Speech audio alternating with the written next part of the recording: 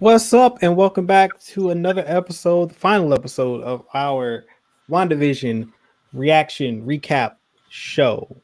Season finale was today, episode 9, and it has very much been met with a uh, lukewarm to Controversial. negative, controversial, divisive uh, episode, and we're going to talk about it.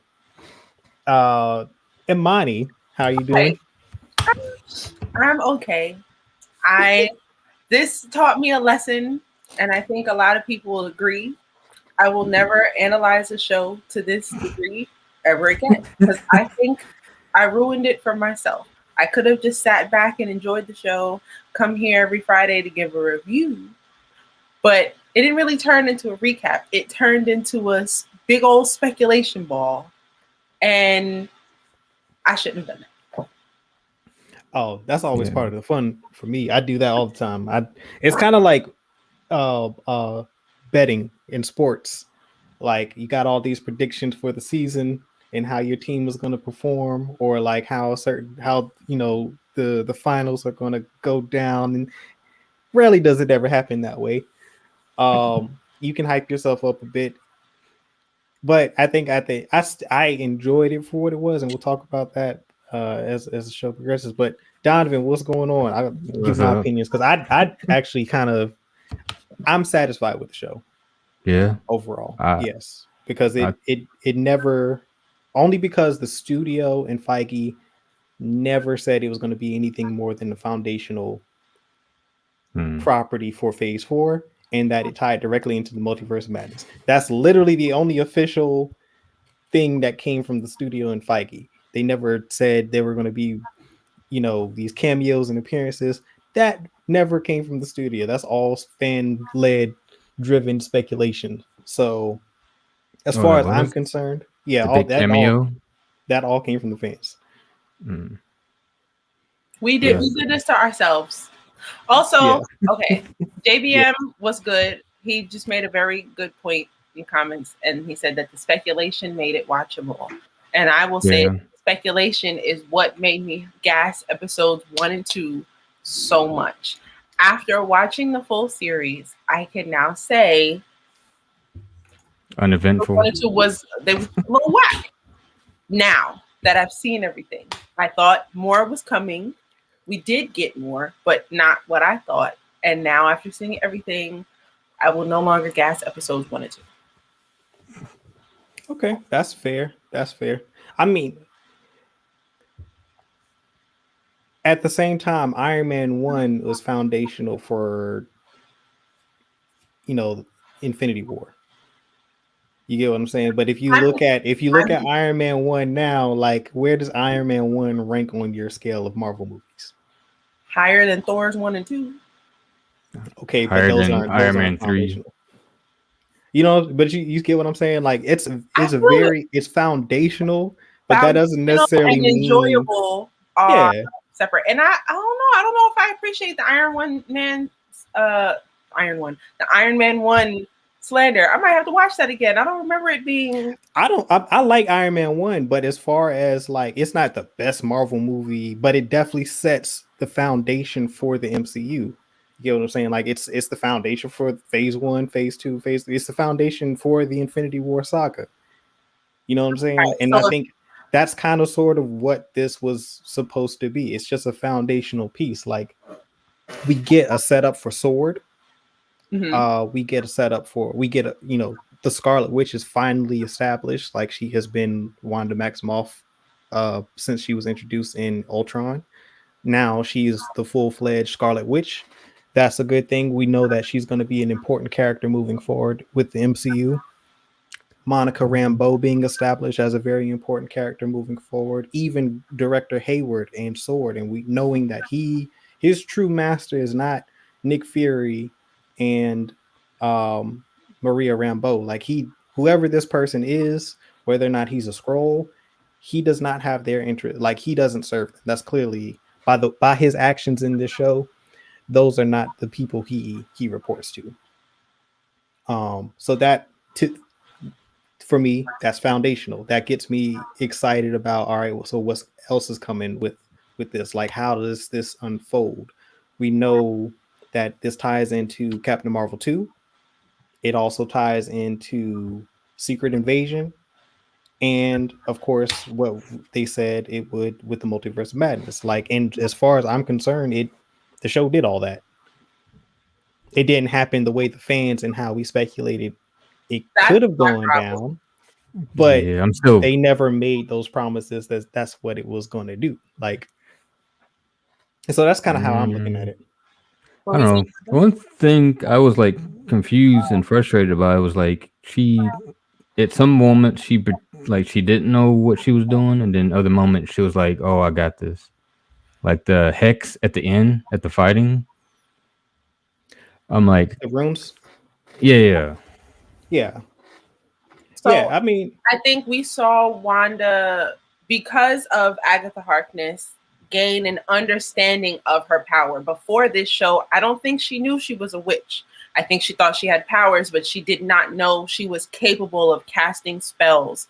So this show, we saw her become the Scarlet Witch, find out that she's a witch, and now at the very end, we see her studying and learning, witchcraft. but not just from any source. Like, she's learning yeah. She has witchcraft the from the book of the Darkhold. dead. Like, Yeah. she's got the Darkhold. Like, that's crazy. Like, She's Yeah, probably learning the worst kind of magic. no, yeah, there is no worse magic. yeah. Like, the Darkhold is basic. Like, yeah, no, that's the worst type of magic. That's the darkest form of magic in all of Marvel, and that's what she's I still learning don't know now. how she got that book though. She got it from Agatha. She stole it No, from no, Agatha. no. How Agatha got the book? Because I think I don't know She if you she remember in had to. Doctor Strange, it was Yeah, like that book was missing in the library. Was that the Yeah, it's like a little scene where when he's training to be Doctor Strange and he goes into a section and he was like, "No, you yeah, can't go there." And yeah. like one It's book was when missing, and then that was like the Book of the Dead. It I has to watched be. that today and I missed that. Dang, I gotta go back and check that. It yeah, and it's also. I mean, so the Scarlet Witch is supposed to be like that's Cthulhu's vessel, like, and he's the one that created the Darkhold in the first place. Now, like, how the Darkhold came into the possession of the Sanctum, like how they acquired it, I'm not sure how they acquired it or how they lost it. That's not been explained. I'm pretty sure that'll probably be explored later down the road, but it definitely sets up a lot more for solo projects with Wanda or Scarlet Witch. It sets up Blade. It sets up Morbius too. Yeah, like, yeah, the Darkhold created vampires. Like, you know what I'm saying? Like, it still sets up a lot for what they're doing in Phase 4. Like, they're going to explore how the Darkhold was used to create vampires. Like, that's part of the reason why it's significant for Phase 4. The Monica Rambeau sword piece, for me, that sets up the space element, which will eventually set up the Fantastic Four, which we know they are coming. Reed Richards is supposed to appear in Quantumania, that's a Phase 4 thing, and there's no way he's not going to be connected to Sword in some way or fashion. And so for it to be established in WandaVision, once again being foundational to Phase 4, like, all of it there will be payoffs, but they're just going to come way later down the road for the show. And to me, it ended kind of open-ended to where it will I mean, it feels like you could do a WandaVision 2 Vision, the Vision, the original I Vision don't being think we'll get established. And another like, show. I don't think I wouldn't be surprised if we did, though. I wouldn't be surprised if we did, but Not in this format, right but now like, they're not in the plan. They're definitely not planning it because they called this episode the series finale and not the season finale. So as yeah, of yeah, now, yeah, I yeah. think there's no plans. But a spinoff, kind of like a Scarlet, like, to me, a Scarlet Witch spinoff would be the next part of this, a continuation of this story. It's not, the TV element and all of that, the false reality that she created, that's not going to play a part into it. The multiverse setup with Tommy and Billy in that final end credit scene, like, we hear them, like, that was another thing too that was significant for me when when her false reality was collapsing. They close the door on Billy and Tommy, but we don't ever see them phase out. Like, we don't know what happened to them. Like, we also don't know who gave Agatha this the power that she has, because apparently she broke rules of the coven that she was a part of back in Salem in the 1800s or whenever that was. And whatever she did was like, I mean, these are witches that we're talking about. So, like, if she did something that they felt was despicable, like, I mean, she had to have made a deal or pact with someone. Maybe Mephisto, maybe Nightmare, could have been Chthon. Like, you don't know. Like somehow she's acquired this power. It's important. Like her telling her that you have no idea what you've just done is very significant. Like we're going to see that play out. She's still playing her cards very close to her chest. Like she never explains why or what Wanda has done. She's not going to reveal that to her immediately. She tells her, "You're going to need me later." And then Wanda tells her, "Yeah, well, I'll know where to find you." And so, like the going forward to where we hear Billy and Mandy, I mean Billy and Mandy, Billy and Tommy, you know, they're somewhere in the multiverse. And who's she going to turn to? Oh, we'll definitely be seeing Agatha again. Exactly. So like, and then that's where Doctor, you know, somehow Doctor Strange plays into it, like into all of this. Like we don't know what he's doing, where he's at, like why he predisposed and unable to aid in this whole thing. Like what was he doing? Like they're gonna have to explain that. Yeah, well, that's what I would like to this Just him like sensing the book being used or something. He has, well, I don't know. I don't know if he would sense that.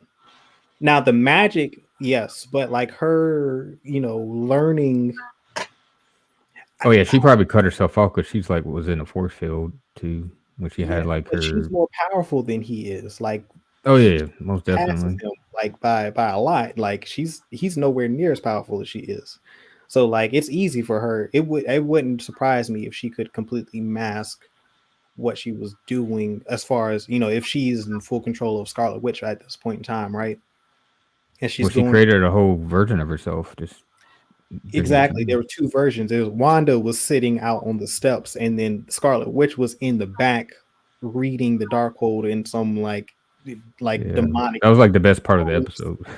Like, you know, because that kind of sets up like everything, and that's, I mean, that's clearly the multiverse of madness connection, because that's, and I still feel like it's a possibility that due to COVID and, you know, the schedule being moved around and, you know, Doctor Strange being pushed to 2022, that there was a scene shot with Doctor Strange and they took it out because it wasn't, this show was just supposed to be like a few months separated from the Multiverse of Madness, and with that production being pushed back like an entire year and some change, like maybe they just decided, you know what, we'll take this out for now and we'll just hint at it, we'll change the scene, and, you know, maybe they replace the Doctor Strange cameo with that that last end credit scene that we got. Like that all could have been done within a few weeks of before the show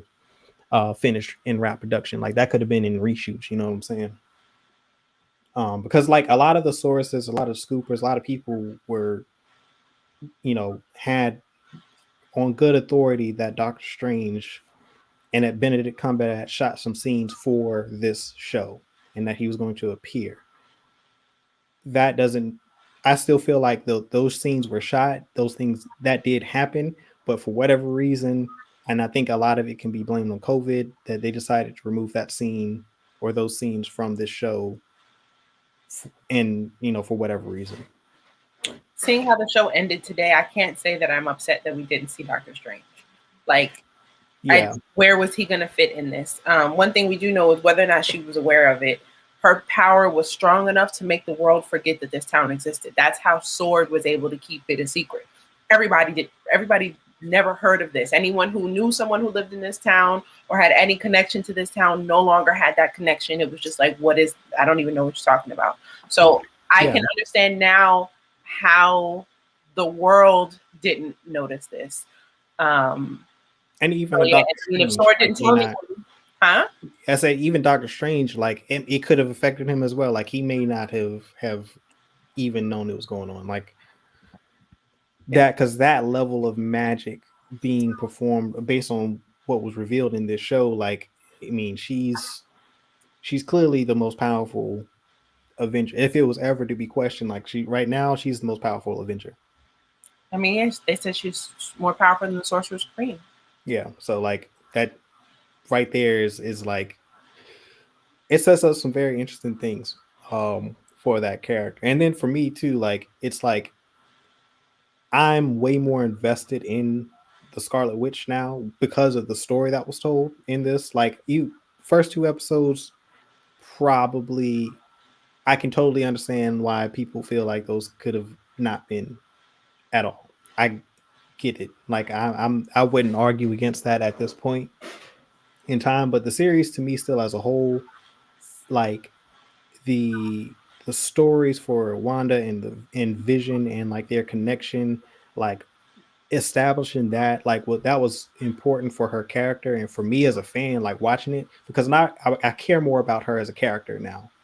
Like she was a side character all before this, but now she's been like tossed into the forefront. You know what I'm saying?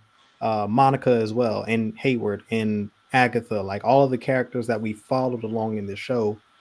I'm way more interested to see like what they're going to do with these characters moving forward.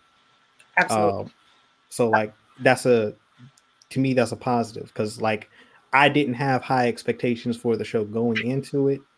The speculation elevated my expectations for the show, but at the end of the day, like I'm looking back at it and I'm like, yo, I care way more about Wanda than I ever did.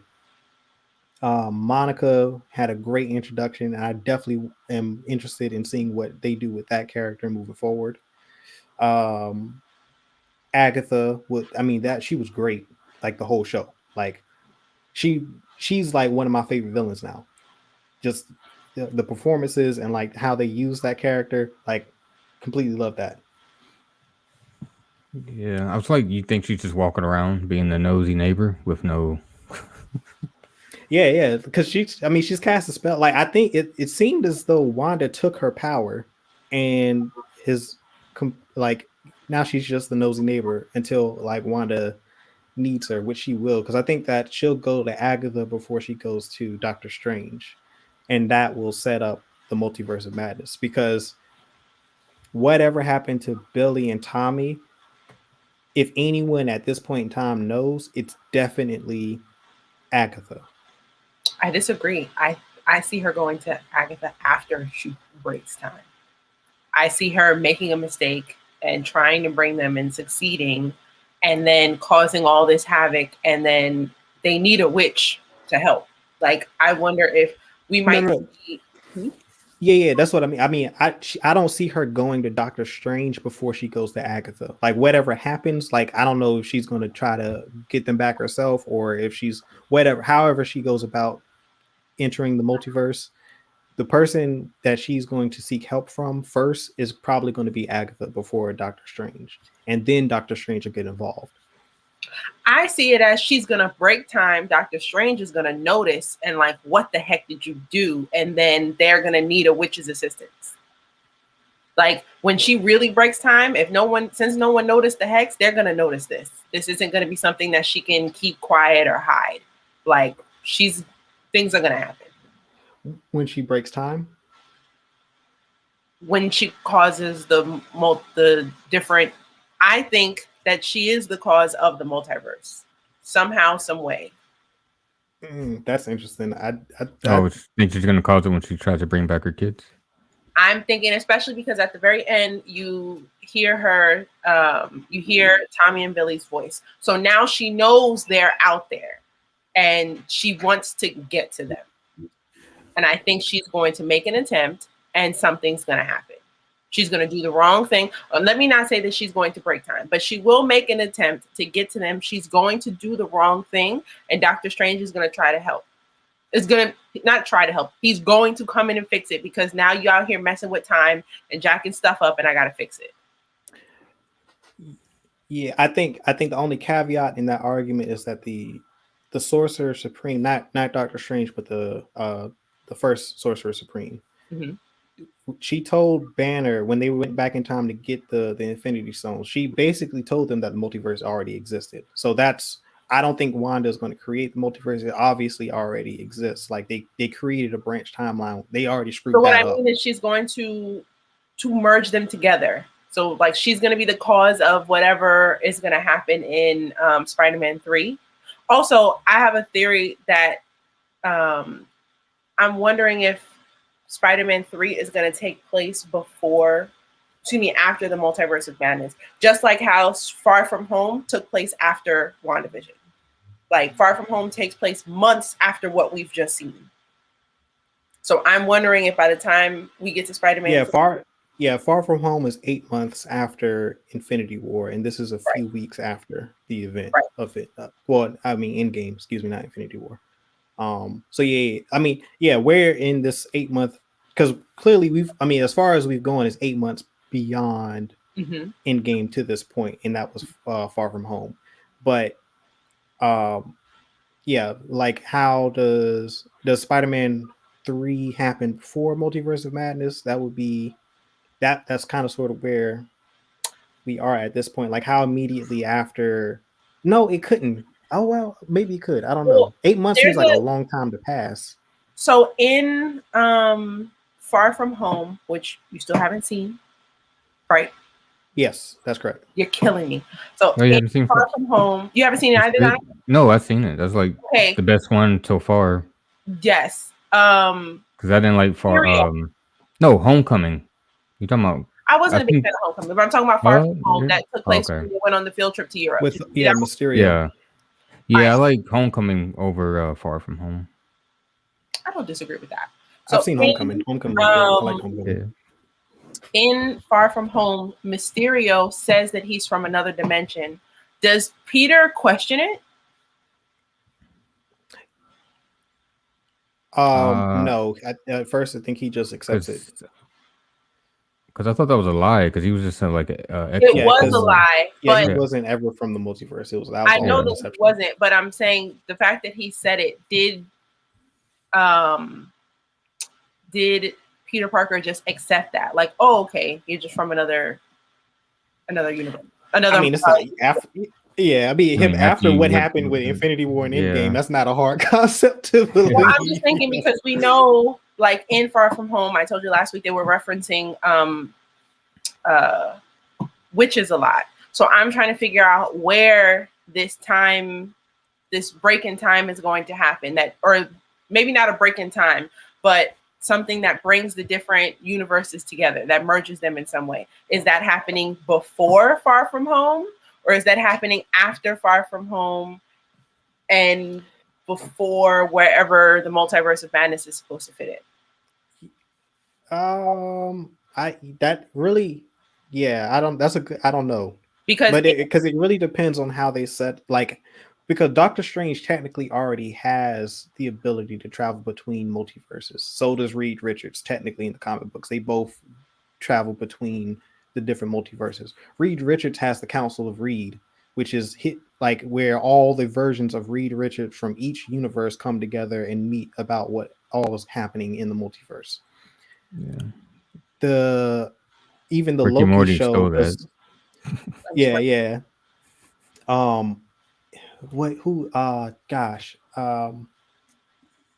The Time Authority in the Loki show, they kind of sort of also deal with the multiverse because of the different branch timelines, because a branch timeline creates an alternate reality, which is a multiverse. So like things happen differently because with Loki taking the Tesseract and dipping off into a branch timeline, and he's created an alternate reality or another multiverse where the events that happen after that play out way differently because he survived. So like all of this is the time and the multiverse all play, which is why Quantum Mania, this show, and Multiverse of Madness all kind of sort of tied together, because like we're getting a bunch of craziness.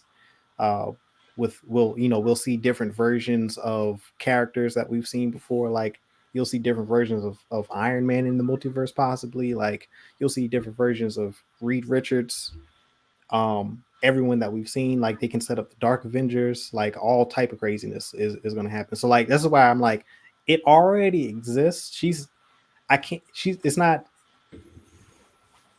I can't. The part of her creating the multiverse, I can't get on board with. But I I believe that didn't mean she creating will a multiverse, affect it. creating Yeah, different she's gonna. multiverses. She's She's gonna doing affect it in something some to, way. yeah.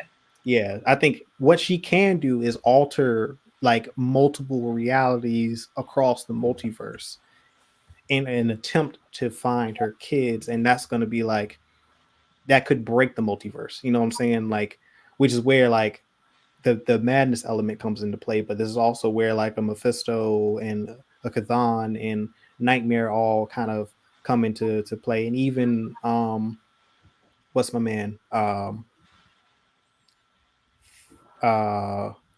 who's Jonathan Majors playing the character?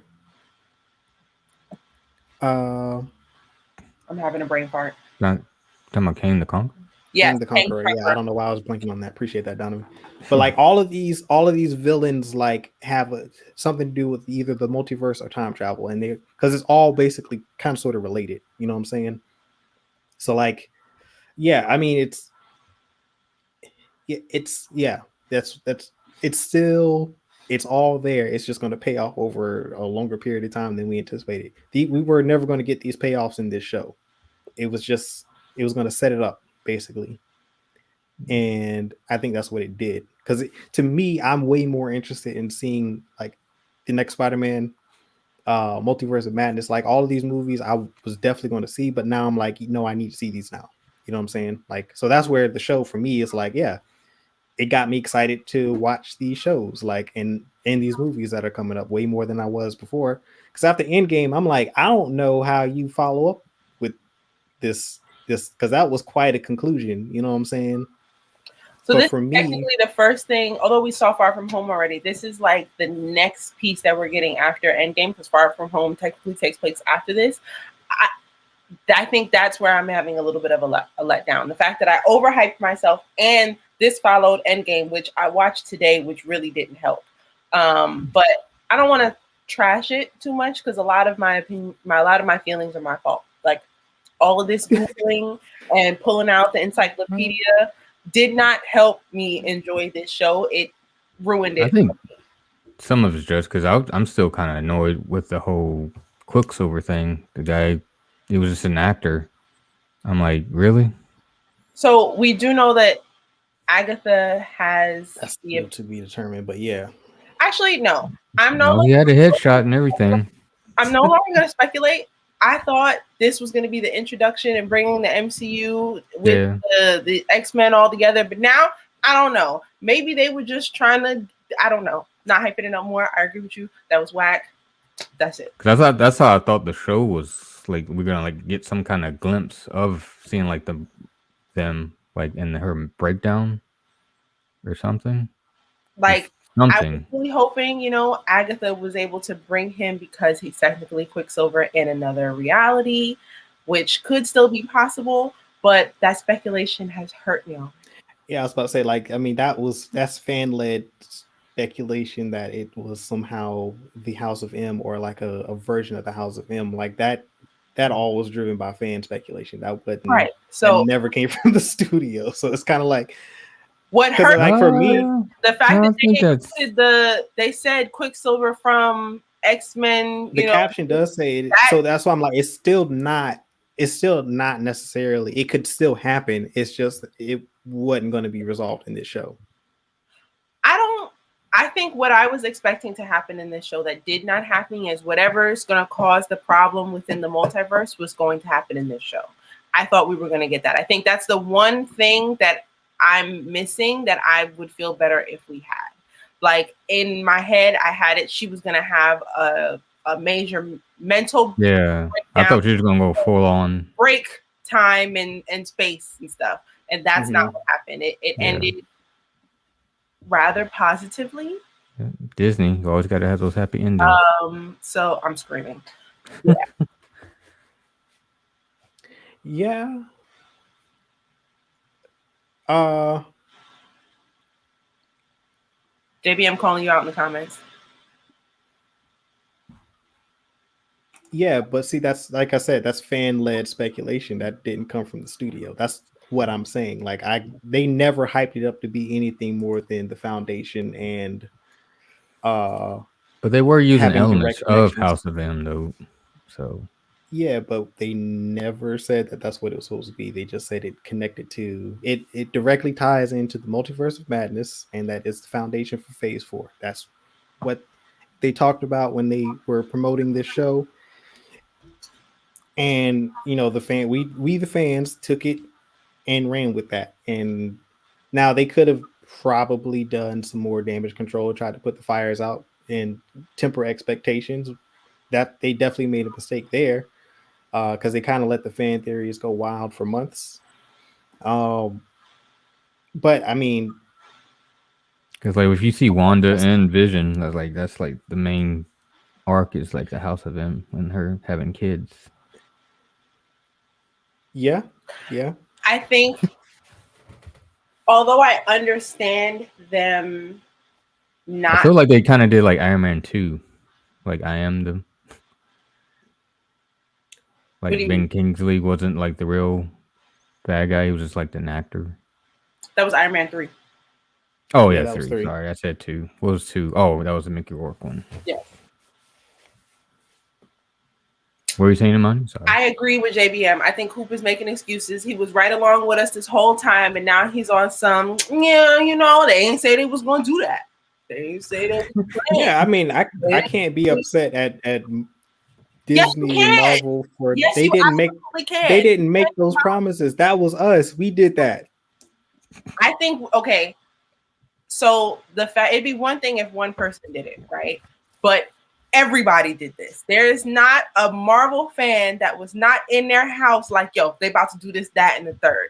Like we might have made videos and communicated together about certain decisions, but for the most part, everybody overanalyzed this show. So in a way, Marvel set us up to do that. They created something, whether they did it intentionally or not, it doesn't matter, because what they produced caused all this speculation. It's not like it's just two people that feel this way. The internet was not happy with this season finale.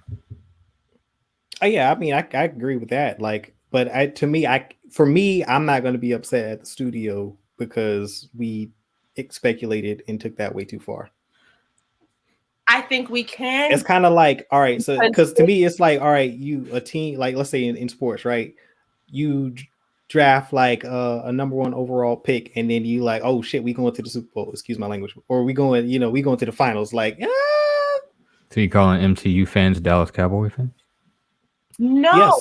This isn't like. I mean, that's what fans do. Like, that's what happens. Like, we believe way too much in like we take.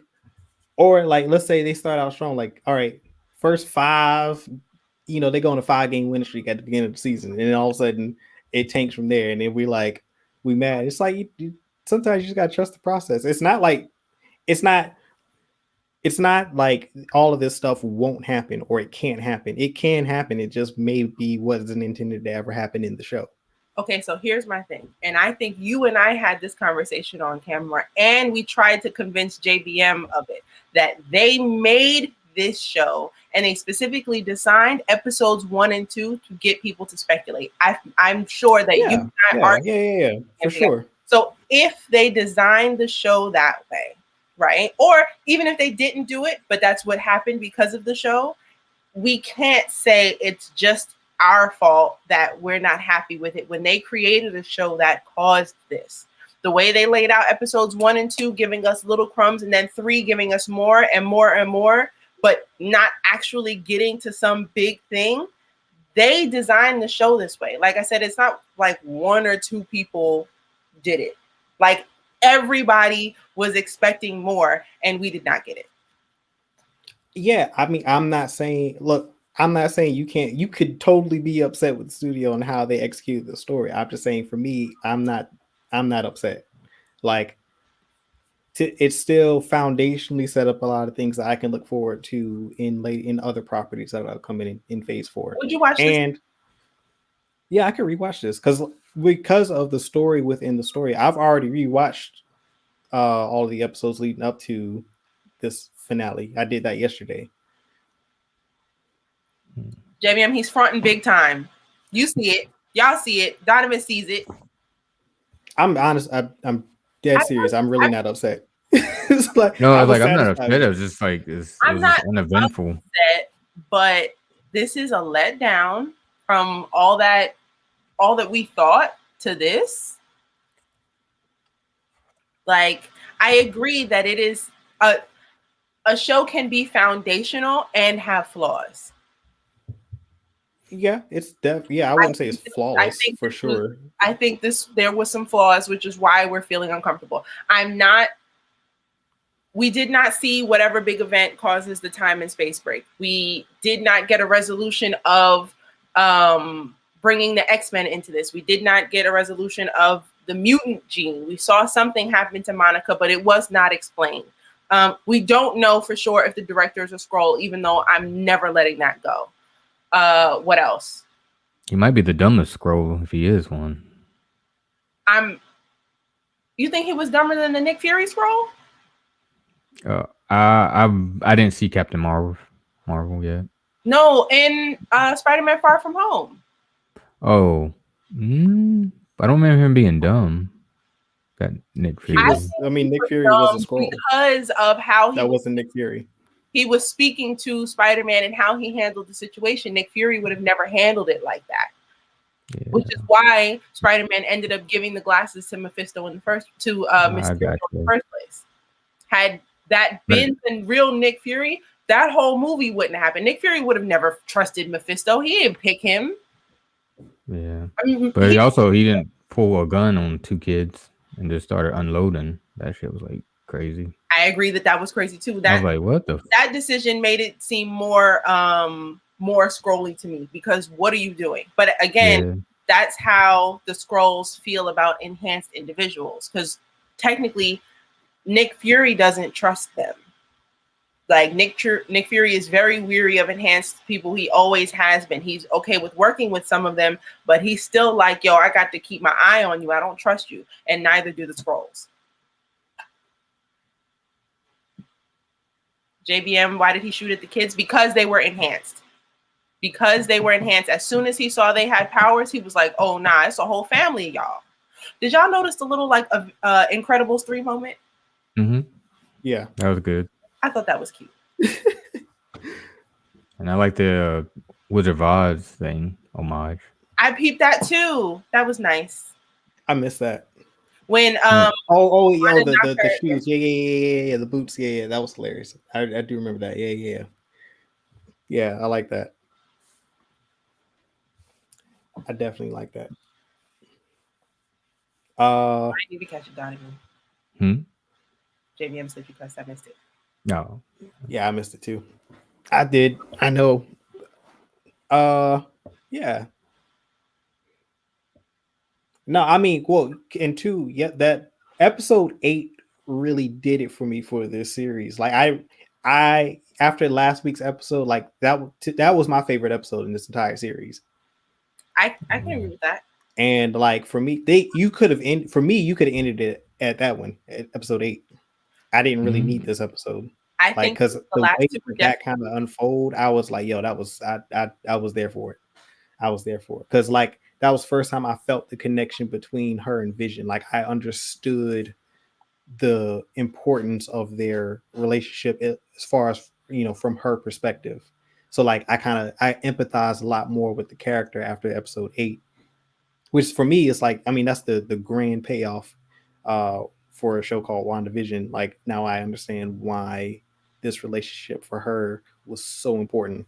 And I think that's really the main story within this story, and everything else is sort of, that's where all the other connections and tie-ins that we'll see later on in other properties come into play. Like I said earlier with the sword stuff, Magic, Agatha, the Darkhold that sets up like all these dark dimension beings, like Mephisto, vampires, like all of that stuff. Like you've got a whole plethora of stuff that you can kind of sort of, take bits of from this show and run with in some capacity and find ways to connect it, because that's what they'll do. Like if they haven't already, like they're just taking element, like we'll probably see the Darkhold or some reference of the Darkhold in Blade, and then that's a connection that we uh and fans will make from this show to that movie. Even I don't know if Morpheus is going to do, not Morpheus. Morbius. Would it be Morpheus. Morbius? Morpheus. Yeah. Why did I say Morpheus? It's just they're right there. It is. It is like right there. So it's like I see. To me, I see the potential of everything, of how all this sort of ties together and plays out and will be explored in other properties, which is why overall, sure, I'm okay with it, because for me, that interpersonal story between Wanda and Vision was concluded last episode for me. Yeah, That's kind of how I'm looking at it, because I was like, I didn't really care about their relationship until that episode happened, and I was like, oh, okay, now I get it. Okay, I get it. I enjoyed the fight between the two visions. I loved seeing the kids at work. Also, Wiccan is more powerful than I thought. I mean, he was able to control the minds of every soldier that was there. I enjoyed the big fight between Wanda and Agatha. Although, I don't know, Agatha seemed a little too cocky in this fight. Cause like, why are you bringing this book out? Why are you doing all of this? Why are you just, letting her throw whatever? Like, well, she was pretending to miss, I guess, but I don't know. I just seems like she was doing those heck marks. She was stronger. Yeah. Like, how are you gonna call her Scarlet Witch and then say, "Oh, but you can't handle it, and I'm stronger than you, so I can steal your power"? But you called her the Scarlet Witch, so we'll see that powerful. For me, that's where, yeah, she was overconfident in that fight. I 100% agree with you, but at the same time, I'm like, well, who gave her this power? She stole it. But from who? We saw her, and I don't think she was stolen. I still think that she somehow either it was Mephisto, Nightmare, some altered dark dimensional being gave her that power, and then the coven that she's a part of found out about it, and that's why they were excommunicating her or trying to execute her in that scene that we got. What was that, last episode? Yeah. Like 8. That scene is way more important than I think we're realizing, because that's going to tie into some other dimensional being that we may or may not see in the Multiverse of Madness. But like, her power was given to her by some very powerful being. All of her power? Yes.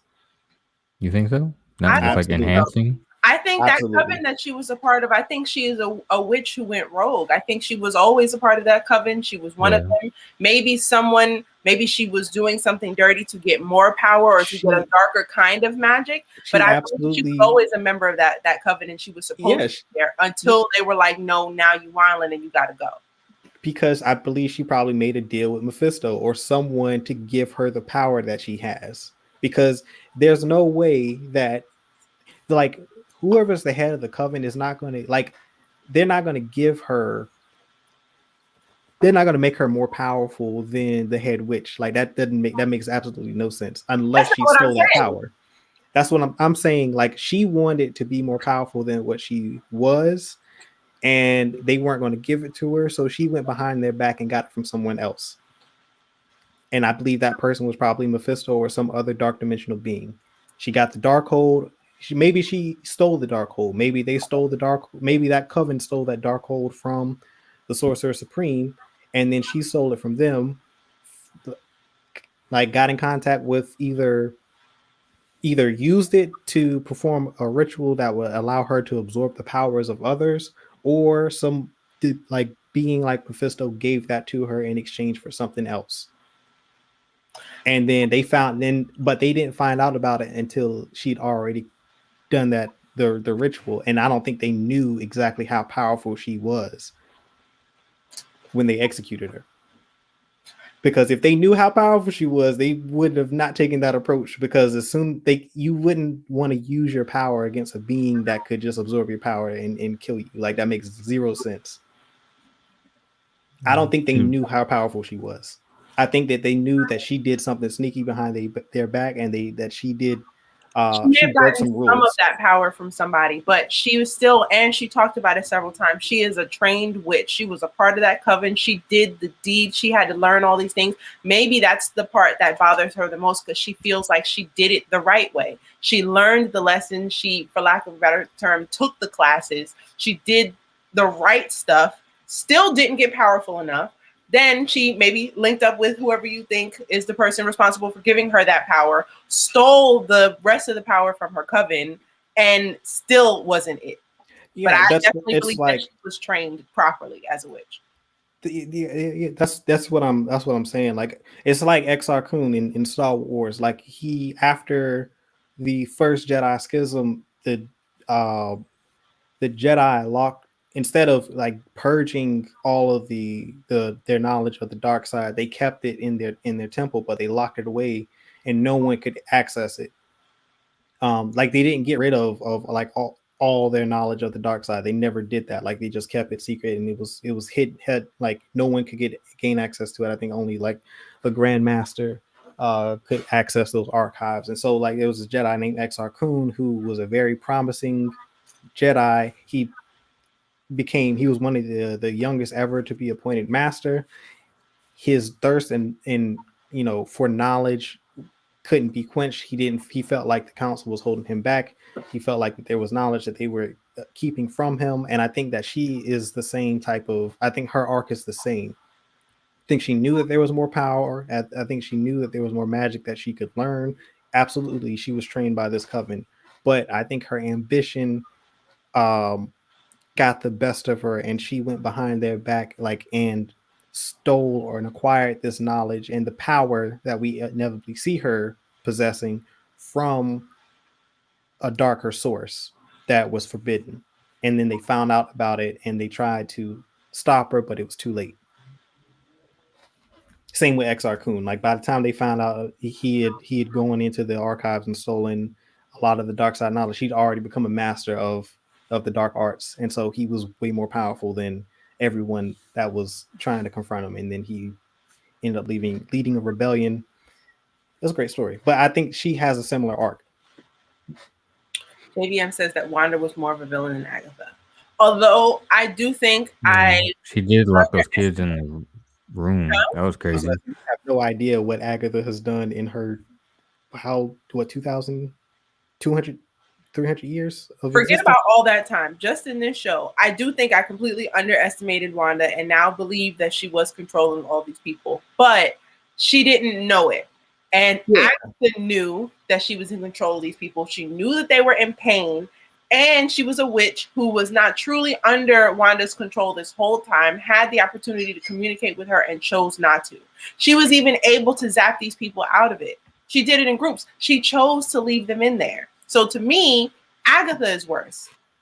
Yeah, If Wanda had realized from the jump that she was hurting people, I think she would have stopped. Agatha noticed from the second she got in the hex, something's up with these people. They're hurting, and she chose not to help them. Agatha is worse. Yeah. Well, she clearly had the power to break the spell, Mm-hmm. but she chose not to. She didn't care at all about those people She didn't care suffering. one Like bit. All she only wanted thing was she wanted to Wanda's know was power. why was there someone more powerful than she was, and who was this person? Like that's the only thing she cared about. She didn't care anything about those people that were suffering. It's crazy. This whole time we thought that Agatha was serving someone else, and now we realize, like, no, she was serving herself. Well, she could potentially be serving someone a little bit, but her motivation Her were saying that she doesn't know what she's done tells me that there's other forces at work that we aren't aware of. That's why I believe that whoever granted her power, because it seems like Wanda took her power from her. possibly, but to me, what her saying that doesn't sound like you've already got the ball, you've already started the ball for something. To me, it sounds like you're untrained, you're not a well-rounded witch, you don't know what you're doing, and you're gonna hurt something because you're not knowledgeable enough. Not saying that there might not be other people at play, but the fact that she didn't even know she was a witch before this is really important. Yeah, but Agatha, we just talked about how Agatha does not care about anyone being hurt. Like even in the grand scheme of things, she does not care about anyone else in the world but herself. That's clear and cut from this show. Which is why she didn't actually tell Wanda what Wanda has done wrong. She just told her, yo, like, you messed up and you're going to need my help, but I'm not going to help you right now because why should I help you? Yeah, I feel like she's got that. She knows she has a master and she's not revealing who that is. I'm done speculating. That's all I'm saying. That's all. Speculate. That's fun. That's the fun part. Until this happens. Oh yeah, this is gonna happen. That's the amount of times that the internet and people on YouTube said Mephisto. I've been in the speculation game for many years. Trust me, these things never pan out the way they happen. First time participating to this degree, and I'll tell you, I'm not enjoying it, and I'm gonna limit myself from this now. Yeah, I've been doing this for years. I will not. She's gonna because you just watch all it does, you just learn more about. Yeah, I'm just gonna sit back and enjoy, and I'm gonna actually break down what I saw and not what I think is gonna happen in the next year. Like no, like when Falcon and the Winter Soldier starts, we're just gonna maybe a tiny bit of speculation what's gonna happen in the next episode. But am I gonna? I thought maybe they would do a cameo in this. I thought maybe they would show up. Oh, I didn't think they would. No one ever said. Yeah, that. No, I'm saying like me personally, that was going to happen. No one said. Well, they didn't say that those shows were connected though. Like they didn't. I mean, Marvel and Disney didn't say that these shows, Falcon and WandaVision was directly connected. Oh, so none of the episodic TV shows are not going to be. I mean, even if it's not going to. So it's not going to be like not these first shows at least. It's not going to be like Daredevil and what you call it. It's not going to be like that. Like where they're all connected to one another. The movies still for the MCU are the main staple. So everything that happens, like all of the Avengers level stuff, everything ties into that. So like this show is going to lead into some Avengers type of movie.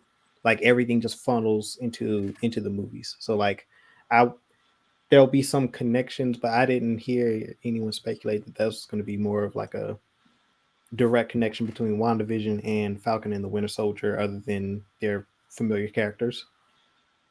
And it all happens in the same universe. I heard that the Black Widow movie ties directly into Falcon and the Winter Soldier, and they wanted the Black Widow to come out first because there are spoilers for Black Widow in Falcon and the Winter Soldier. Yeah. Oh, can I just say Disney released another film this week with the premiere access, and if it does not perform exactly, notice how you don't know. That's bad. I have no idea. You talking about the Raya and the dragon? Yes. Oh yeah, I heard about that.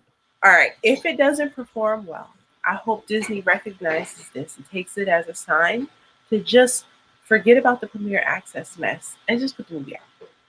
Even do a limited joint, like how the movies that are going on HBO Max, they're not there for a long period of time. Like you already can't watch.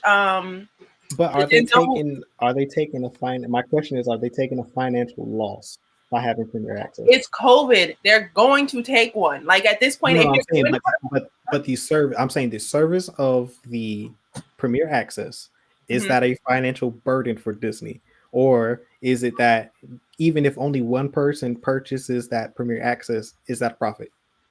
Is that making them money? Because I believe that's the one that's like $30. So right? Go away. Yeah. I don't see them taking a loss on this. Like, what do you get with the parent for the $30 purchase? For the $30 purchase, you get to watch the movie. That's it. They put it on the app. You don't mail you no T-shirt. No, you get to see the movie.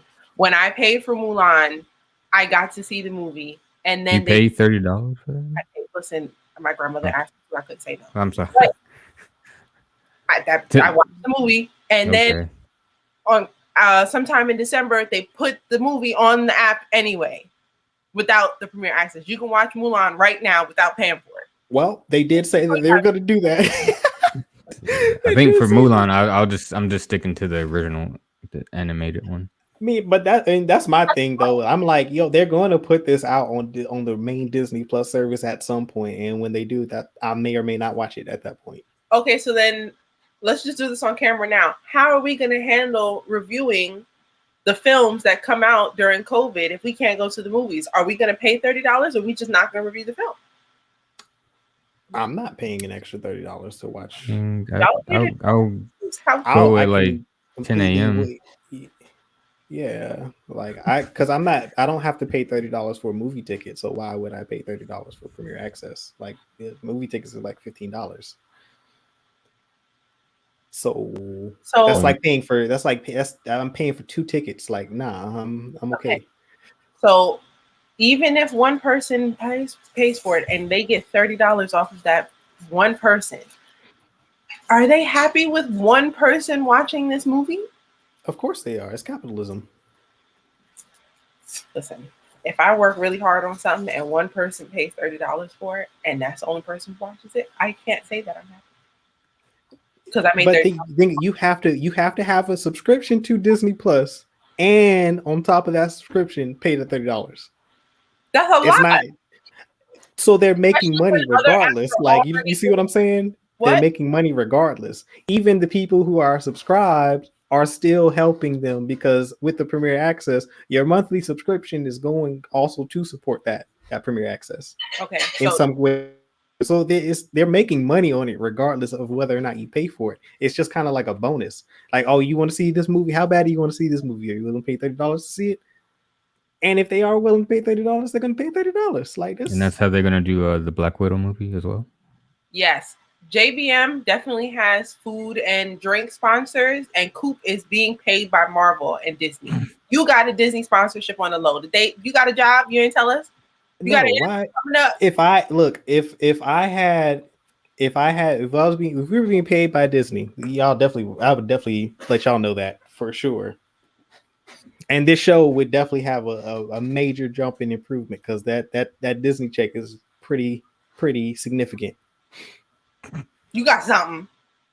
We have our own set somewhere, and production crew, all that. Like, yeah, if I was a Disney show.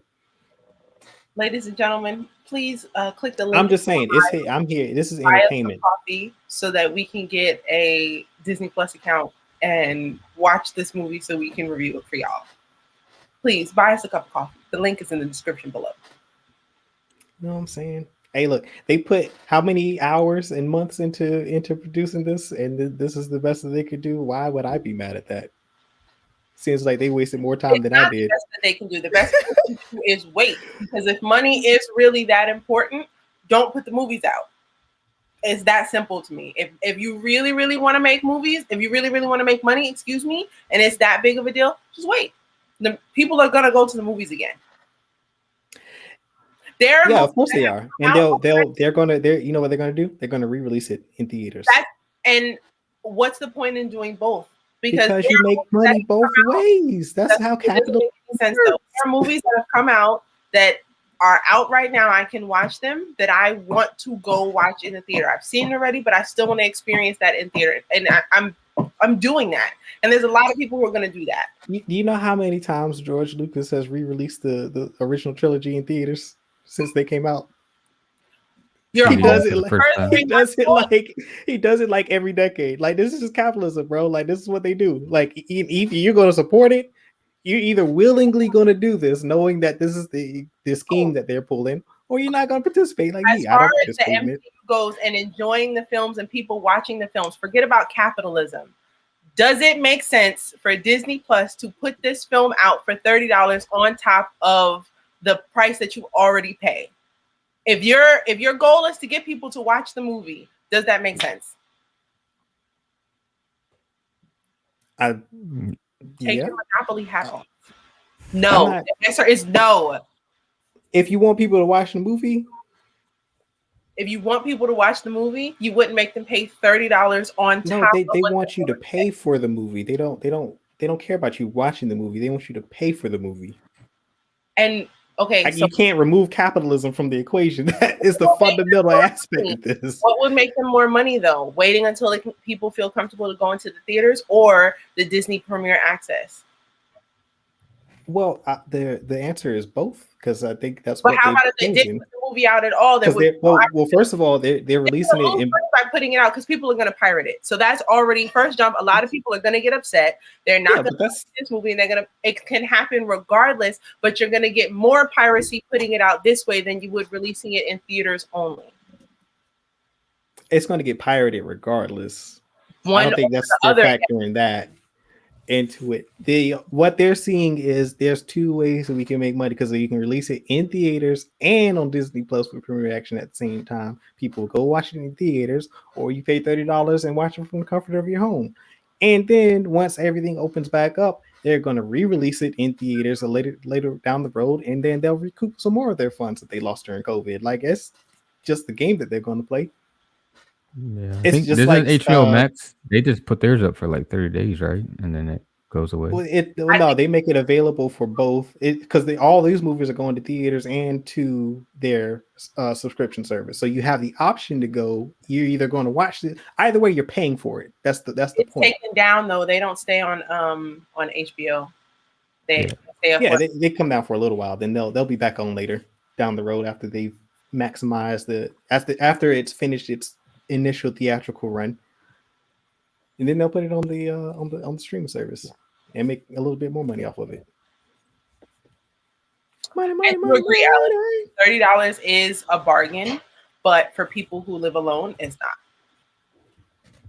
That's and it still true. doesn't make sense when every other service is just putting the movies out. It's kind of like, why should I pay for just yours when everybody else is giving it to me? I think that's my bigger beef.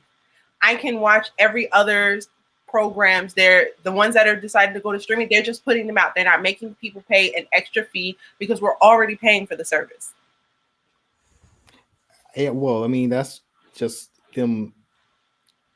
It's consumerism too is a factor in it, because they know that there are people that are out there in the world by the millions that will pay that $30 to see this because they want to see it that bad, and that's what they're wagering on. Like, they know, because they already done the research, and they know that people are willing to spend. They have a certain number of people in the world that they've done research on that they know are willing to pay that $30 to see this movie for a few hours, or to have access to the movie for a few hours. And so that's what they're doing. I'm not one of those people. So exactly. So I don't know why are you fighting for this so hard, because I'm not fighting for it. I just understand the system. Like, I get what they're doing. I'm not participating in it. I just understand why they chose to make this, because it's capitalism and consumerism. Like, those two, that marriage of capitalism and consumerism is something that has been perfected here in America. Like, as long as there is a demand for a product,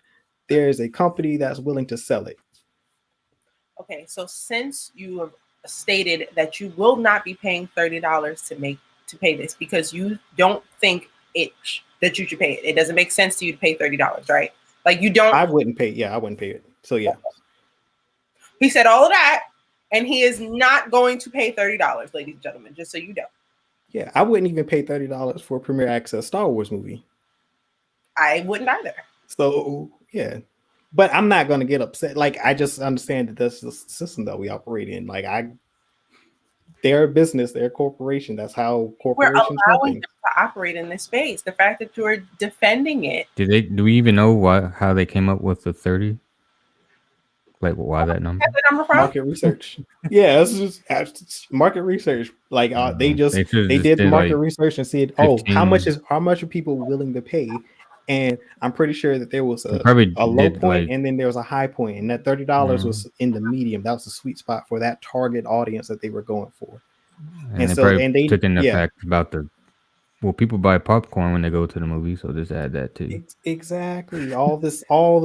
They know how much people are willing. How much they probably factored in how much people on the average spend at a movie theater when they go. I always sneak food in. I never bought food. But you're not their target market. That's what I'm saying. Like, you weren't the target market for this. I'm saying that when they did the research, they found out that there were X amount of people that are willing to pay $30 for premiere access to watch a film on a given time period. What is it, like 24-hour access to it once you pay the $30? Because it's not permanent. No, once you pay the $30, you can watch the movie and watch it. The only problem is you paid the $30 for Mulan, and then they put it then up. It comes out later on They put on it the up stream shortly service. after. So, like, what was in that? Right. So, but here's the thing too. On top of that, they already know that there are a certain number of people that are paying a monthly subscription. Right. So, what's it like $7.99? How many months later did Mulan come out? Because it launched in September. Came out in December. September, October, November, December. Right. So that's about $30 worth of on your monthly subscription. So by the time it was released, you've already kind of paid for it on your subscription. So why are we already paid that $30? That's what I'm saying. Like, that's why that's why I'm like, if they're gonna put it out a couple months after they release it for premiere access, my subscription, I've already paid for the movie by the time it comes out when it's released. So I've already put that $30 in. So why would I put it in twice? Like, I'm either way, I paid for it. You know what I'm saying? Like, I supported the Disney Plus subscription, which means that I eventually got my access, which I'm pretty sure that's why they timed it out to the point that they did to release it to the broader Disney Plus subscription. Like, it's just, this is all corporate stuff, man. Like, this is how they operate. I'm not excusing it. It don't make sense. And I'm not excusing it either. I don't agree with it. I'm just saying that, like, this is the system. Like, I see where it's coming. It's kind of like you run into a defense if you're playing sports, like you do the game plan and you see, all right, this is how they like to defend, the three, or this is how what are they going to give up? Like, are they going to give up the two or the easy three? Like, how are they playing you? Like, it's just part of the game plan. You just got to understand what angle they're coming at this with. Well, right now, that extra $30, I think, is going to hurt them because they've already hyped us for too long of a time for the Black Widow movie. It's been ready to come out. They keep pushing it back and pushing it back. We're already uninterested. It's also a woman. One of the few. This is the second woman-led film. Two. I think is there two? This would be the second female-led film though. But in the movie there's like two lead women in it. I'm talking about Widow. The film itself, a woman-led film. This is only the second woman-led film in the MCU, and this is a character who's been in the MCU since she came in Iron Man 2. Mm-hmm. Since basically day one. Yeah, this is what 2008, whenever that came out. 10, I think. 2010. It's a pandemic, so even if theaters were open, if people were going, it wouldn't be as many people. People have less money, and they want to charge $30 for it. I think this is going to hurt this particular film more than it would hurt others. Like Spider-Man 3, let's just say it's released during COVID, they're going to get that $30 easy. There's a bunch of people who are going to say, I'm not paying $30 for Black Widow. It's Black Widow. That's true. I think that's also a part of my beef. There are also a lot of people who hate Tom Holland's Spider-Man too. But they're going to get to see, it's already been told that we're going to get the other ones in this film. So people are already hyped about that. Whichever Spider-Man you don't like, it don't matter because the one you do like will be in this film. That's, true. But I think they're planning for this to come out in theaters. But I thought didn't they say this week that the Black Widow is coming out in theaters in December? By December, we'll find out that the vaccine doesn't last that long, and we're going to be inside. Because I could have, I don't know, maybe it wasn't this, but I know there was one of these movies that they're not releasing on the streaming service, like it's going into theaters. I've heard rumor after rumor, but nothing guaranteed. It's got to probably be the Spider-Man movie. Yeah, Spider-Man for sure. They've already said that's coming out in theaters. I think in Christmas? Oh no, when does that come out? I thought is that not a summer release? Black Widow is scheduled to come out May 7th. In theaters or streaming? Or both? It says in IMAX. Let's see if it's gonna. I'm typing Disney Plus. Let's see. Yeah. Back. I mean, even I think Alice is the she's got the hit the nail on the head. I really feel like they just target their target audience for this premiere access is families, like because they know that they'll pay. I mean, that is a bargain for a family, that price, but for individuals, it's not so. But I feel like if they are going to make a gamble on charging premier access, like who is the better target audience, families or single people? Because I feel like most people who live by themselves aren't going to pay $30 for a movie ticket. But of the amount of people who are subscribed to Disney Plus, how many of them are individuals and how many of them are families? You know what I'm saying? I think Because I mean, all of that factors in. Because I don't have the financials on that, but like I'm pretty sure all of that factors into their decision in that price point. Because they understand that they're going to take a loss in some way. So like, where are they willing to sacrifice and take that loss? And I feel like they said, you know what, we'll take a loss on these single households in favor of these family households because we know that there's a better chance that they're going to pay for it than someone who's got a single access. still not feeling it. Yeah, because you're not the target. You're not the target. That's all I'm saying. That's all I'm saying. It's just business decisions.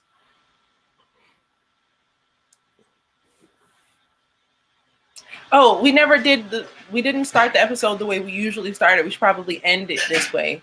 What is your rating for this series finale of WandaVision? 7. As a whole, like the series? No, just the episode. Oh, yeah, I'll probably say like a 6, 5, 5.5, 6. I think I would go with 6.5, 7. Yeah, I mean, I'm a solid 7. It's not going to be higher than 7, but yeah, it's a 7. 7 for me. In the comments, you guys have any opinions?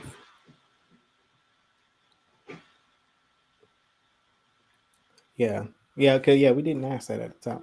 Daddy Yoda says a family of 8 go to a $30 movie. That's a monthly. Who got a $30 cable bill? What's that? Like basic cable package? That's pretty much all my streaming servers that's right now. Yeah, kind of, because I have like Funimation, Crunchyroll, and then I share Netflix. And yeah, I mean the price. That price has value actually, for certain people, certain people within their subscription group. I'm pretty sure. Like yeah, about 25. Yeah, $30 for a cable bill sounds cheap. I don't know what that. You can like they're definitely like $30 basic cable subscriptions. I mean, you're getting like 20 channels, but it's like it's cable nonetheless. It's not something that most people. You're not getting internet with that. Like you're not getting anything but 20 that's channels. what I was thinking of. Yeah, because no, you're thinking about a bundle. Like you start bundling stuff with a basic cable package. It's going to be like $60 to $70. But when you look at it, they do have basic cable packages. Yeah. You can they have bundles for basic cable packages where you still get those basic 20 channels and then you get high speed internet and phone up to, I think landline is always free. I think you get that regardless. They're just going to throw in the landline aspect. You can't even get out of that. They're like, nah, you got to have this. Comes with it. But yeah. So yeah, it just depends on the package. But I think if you bought just the basic 20 cable, 20 channels, then it's probably in that $30 to $40 price range. JBM gave it 2 out of 5 stars. Oh, he meant 8 times 30. Oh, 8 people. Okay, yeah, 8. So he's saying like 8 people paying $30 for. 240. Oh, okay. Gotcha. Okay, that sounds makes sense. That's Verizon's prices right there. Yeah. So it is a price savings for some people, for certain people, and for others, like for me, that's definitely not cost savings, at all, at all. We only got JBM in the comments with the 2 out of 5 stars. I feel you. That's like a 4 out of 10. That's a little lower than mine, but I feel you. But the episode definitely had a couple good moments, and the rest was a letdown. Also, that scroll at the end was a tease. Now, that being said, since this technically takes place before Far From Home, let's just say Far From Home came out after this, so I've never seen it. Don't know. Well, I know she would be a scroll because we've seen them in Captain Marvel, but I don't have this theory about Director Hayward, and then I see Far From Home. I would be way more excited about that. And I do know that this was originally supposed to be a film, right? And they changed their mind. Yes. Yeah. So maybe when it was a film, it was supposed to come out before Far From Home. I don't know. But if I had seen them in that order, so seen WandaVision, then Far From Home, I don't know if I would feel this way. But just seeing that lady, that was the only scroll tease we got the whole episode. I didn't like that. Also, the scroll makeup got better. She was a better looking scroll than the previous one. Okay, so you wanted to see more scrolls? Is that what you're saying? Not more scroll. I mean, it's disappointing because of the amount of scrolls we got to see in Spider-Man Far From Home, and that movie came out first.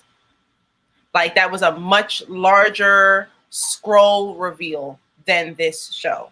We're seeing this afterwards. I was expecting to, because I still believe that the director is a scroll. I'm never letting that go.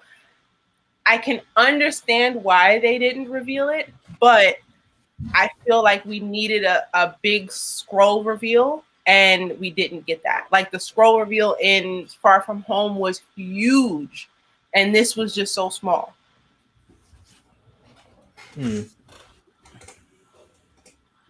Like, the fact that Nick Fury was a scroll that's a big deal. That's huge. I don't think that's and that, but they could get, they could do something, and they didn't do that here. Yeah. Well, I think it really, because I think a lot of from what it sounds like, that Far From Home reveal sounds more like it's the setting up the Secret Invasion more so than Captain Marvel 2. Because I think there are certain scrolls that are going to be loyal to Nick Fury and Captain Marvel, and then there are others that aren't, and those are the ones that are that's the Secret Invasion.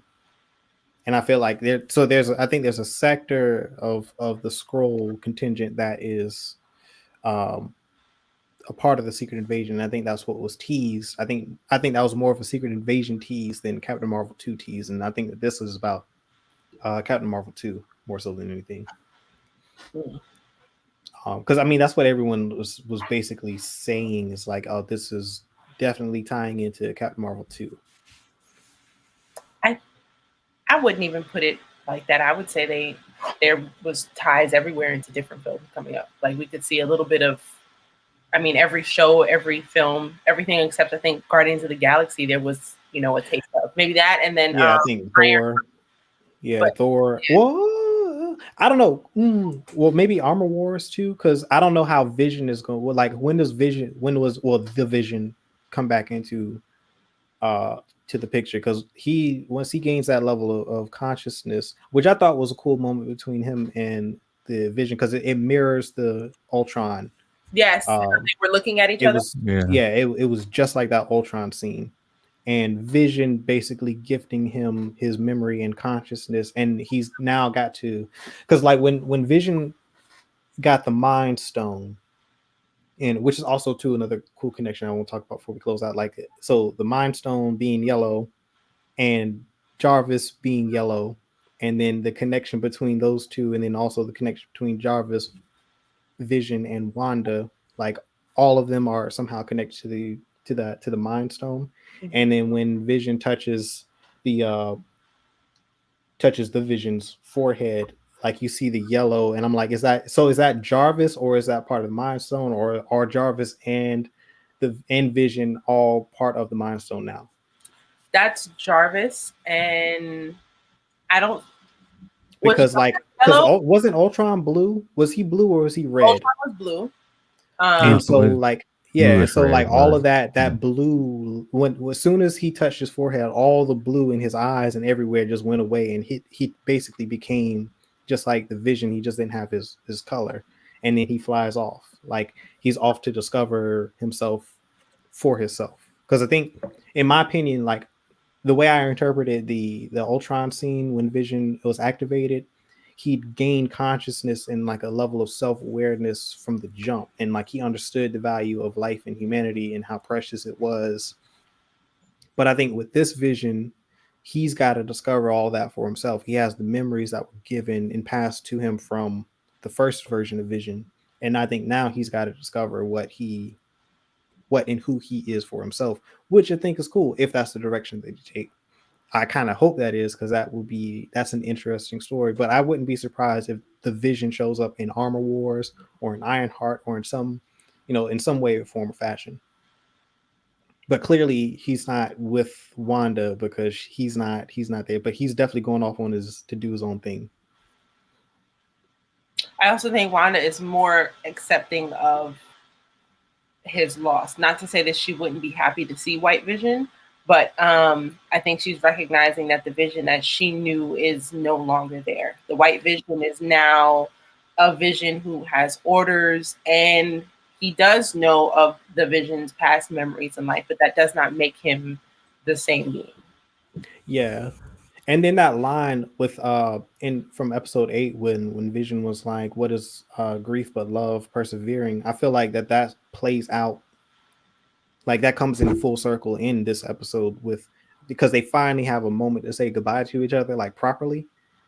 Because like that's kind of for me where it all comes back into like it that adds value to the story, because it's still comes back to that central story of this relationship between Vision and Wanda, or Wanda and Vision, and like them, her being able to spend the time.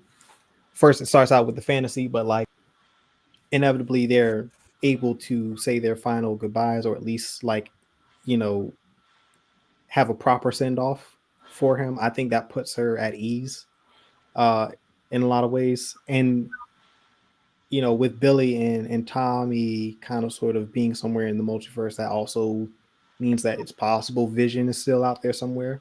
Like they tease that at the end too. So like I liked all that because of that relationship.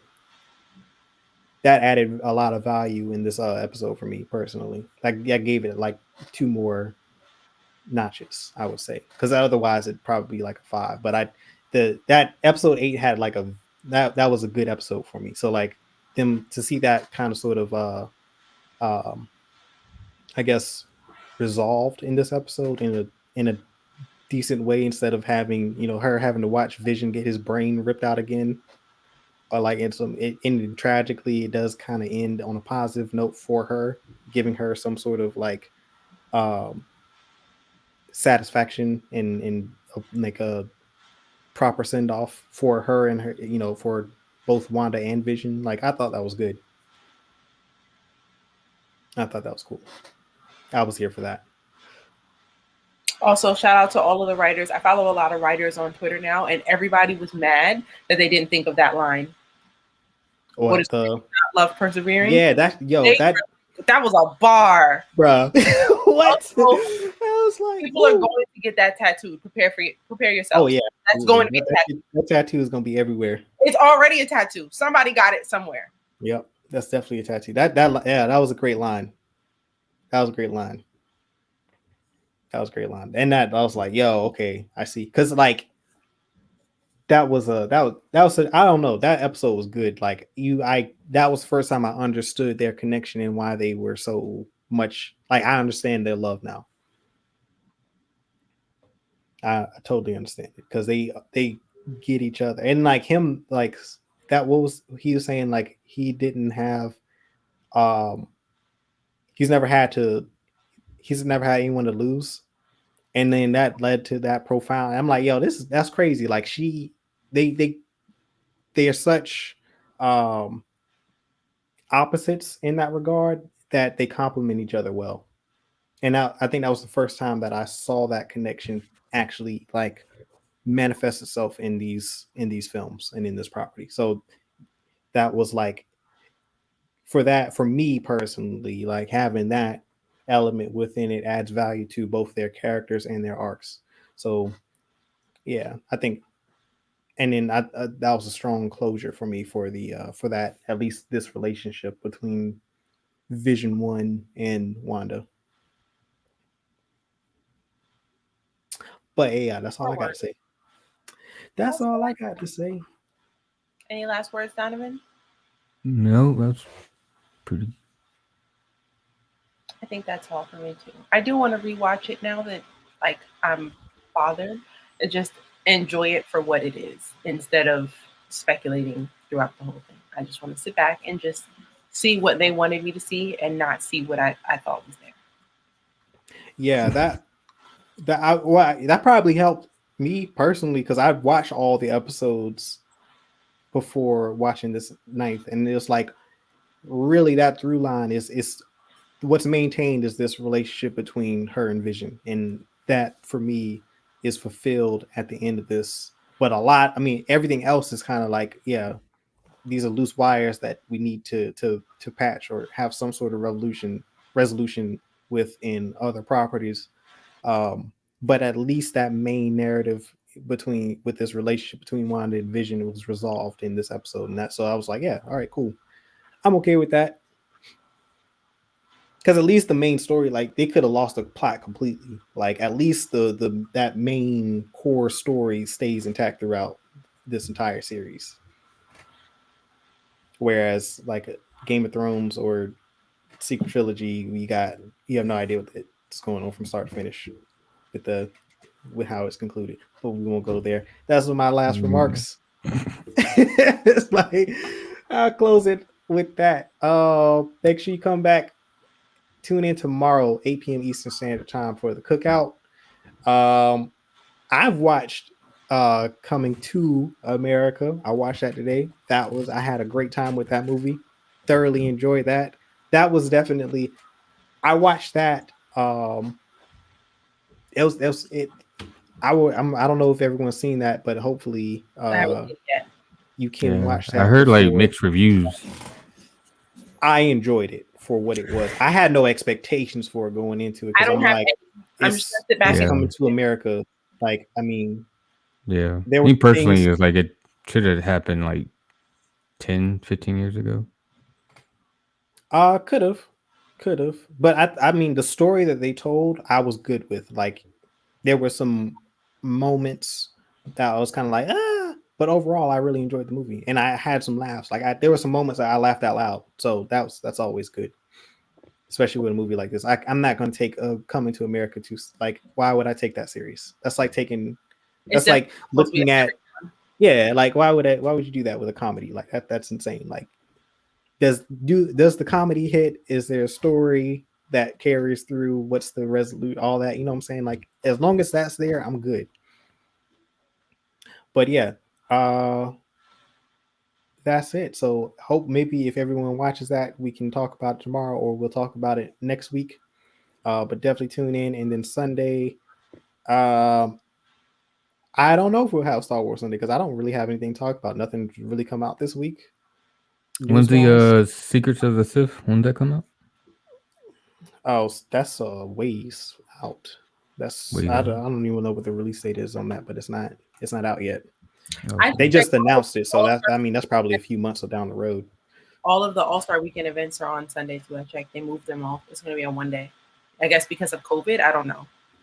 But pray for Atlanta, y'all.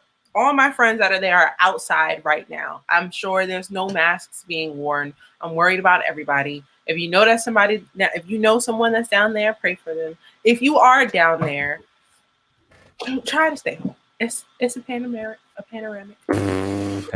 I couldn't even say the Hey wrong man, just oh, dude, you know what? Just don't put yourself and other people in danger.